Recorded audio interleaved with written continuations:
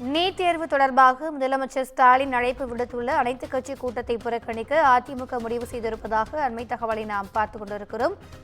NEET தேர்வு தொடர்பாக அனைத்துக் கட்சி கூட்டத்திற்கு அழைப்பு விடுத்திருக்கிறார் முதலமைச்சர் மு.க.ஸ்டாலின். இந்த கூட்டத்தை புறக்கணிக்க அதிமுக முடிவு செய்திருப்பதாக அண்மை தகவலை நாம் பார்த்துக் கொண்டிருக்கிறோம். கூடுதல் விவரங்களை எமது தலைமை செய்தியாளர் சிவா வழங்க கேட்கலாம். வணக்கம் சிவா, அதிமுகவினுடைய இந்த புறக்கணிப்பு முடிவு குறித்தான கூடுதல் விவரங்கள். திவ்யா, நீட் நுழைவுத் தேர்வை ரத்து செய்வது குறித்து திமுகவை அரசு நடத்தக்கூடிய நாடகம்தான் அனைத்து சட்டமன்ற கட்சி தலைவருடைய கூட்டம் என்றும், இந்த கூட்டத்தில் அதிமுக பங்கேற்காது என்றும் அதிமுக பொதுச் செயலாளரும் சட்டமன்ற எதிர்க்கட்சி தலைவருமான எடப்பாடி பழனிசாமி தெரிவித்திருக்கிறார்.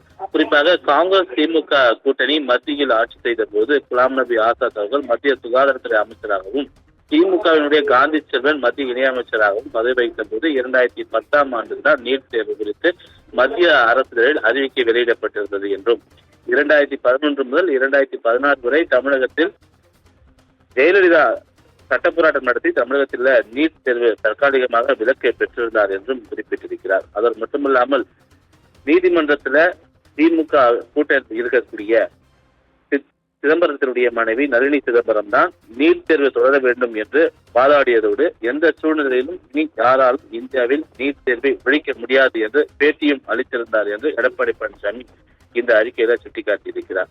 எனவே உலகம் முழுவதும் கோவிட் பெருந்தொற்று பரவிய காரணத்தினால் 2020-21 கல்வியாண்டுல நீட் நுழைவுத் தேர்வை ரத்து செய்து 12ஆம் வகுப்பில் பெற்ற மதிப்பெண் அடிப்படையிலேயே மருத்துவ சேர்க்கையினை கொண்டு வரக்கூடிய வகையில் ஒரு அவசர சட்டத்தை உருவாக்கி தர வேண்டிய மத்திய அரசுக்கு தன்னுடைய தலைமையிலான அரசு 2020 அன்று கடிதம் அனுப்பியது என்றும், அதற்கு மட்டுமல்லாமல் நீட் தேர்வை தொடர்ந்து தடுக்க அதிமுக பல்வேறு கட்டங்களாக போராட்டத்தை நடத்தியது என்றும், இருப்பினும் மறுபுறம் ஏழை எளிய அரசு பள்ளியில் பயிலக்கூடிய மாணவர்களுடைய மருத்துவ கனவை நனவாக்கக்கூடிய வகையில 7.5% உள் ஒதுக்கீட்டை சட்டமாக்கி வேறு எந்த மாநிலத்திலும் இல்லாத வகையில அரசு பள்ளி மாணவர்களுடைய மருத்துவ கனவை நிறைவேற்றியது அதிமுக அரசு என்று அவர் இந்த அறிக்கையில குறிப்பிட்டிருக்கிறார்.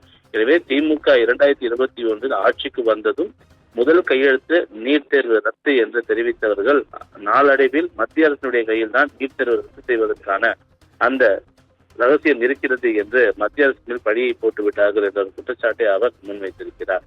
நாங்கள் ஆட்சிக்கு வந்தால் நீட் தேர்வை ரத்து செய்வோம் என்று தெரிவித்துவிட்டு தற்போது ரத்து செய்ய முடியாது, அது தொடர்பாக அனைத்து கட்சி கூட்டத்தை நாங்கள் கூட்டுகிறோம் என்ற ஒரு நாடகத்தை இந்த அரசு நடத்தி வருகிறது என்றும், நீட் நுழைவுத் தேர்வை ரத்து செய்வதாக பொய்யான வாக்குறுதி அளித்து மாணவர்களையும் பெற்றோர்களையும் ஏமாற்றியதற்கு இந்த திமுகவினுடைய முதலமைச்சரும் துணை முதலமைச்சரும் தமிழக மக்களிடையே மன்னிப்பு கேட்க வேண்டும் என்ற ஒரு கருத்தையும் அவர் தன்னுடைய அறிக்கையில பதிவு செய்திருக்கிறார்.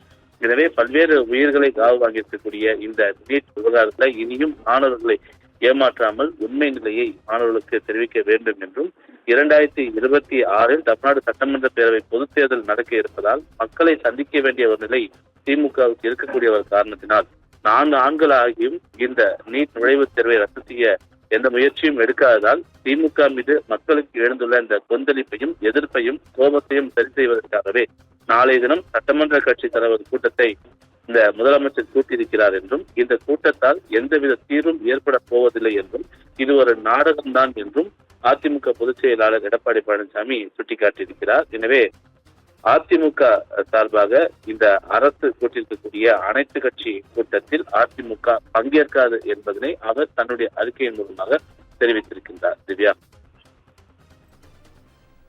விரிவான தகவல்களுக்கு நன்றி சிவா.